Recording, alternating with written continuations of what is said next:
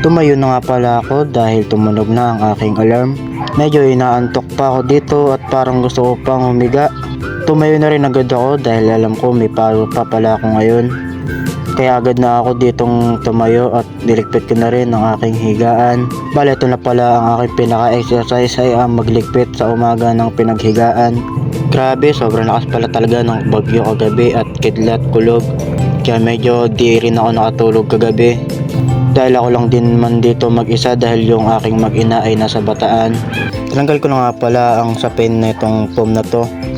At pagkatanggal ko ng sapin ng foam namin ay agad ko na itong tinupi o tiniklop itong sapin. At pagkatapos ko na itong tupin ay inilagay ko na ito sa taas ng unan.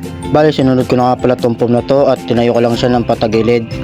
Pagkatapos ko nga dito sa foam, sinunod ko na nga ang electric fan at ang wire nito ay pinaikot-ikot ko sa taas para hindi siya nakahambalang sa baba. Prito na nga pala ako ng hotdog. Bale, ito na po pala ang aking ulam at almusal ngayong umaga. Nilagyan ko na nga pala ito ng ketchup at ito ay aking sinimot lang dahil ito ay ubos na. At ito habang kumakain ako ay may mga batang nangungulit sa baba. Bale, tapos na pala akong maligo at ako ay gumayak na at ako ay papasok ngayon. Kinek ko na nga rin pala yung laman ng bag ko at baka ako ay may naiwanan pa.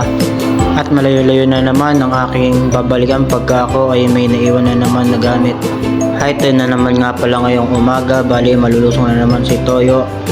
Nandito na pala ako sa mall na aking pinapasukan at bumili na rin ako ng cat food. Naubusan na kasi ang mga alaga ko ng pagkain.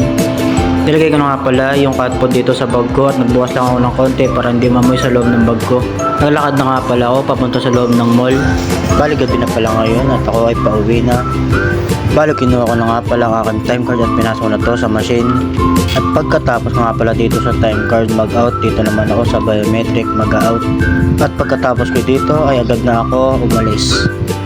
Nakauwi na nga pala ako ng bahay at tinapos ko nga pala ang jacket ko. Napatingin nga pala ako dito sa baba dahil ako malapit na sa bago nga pala ako magpahinga. Nakain ko na ako maalaga at pagkatapos nga pala dito sa puta at ito na mga alaga ko.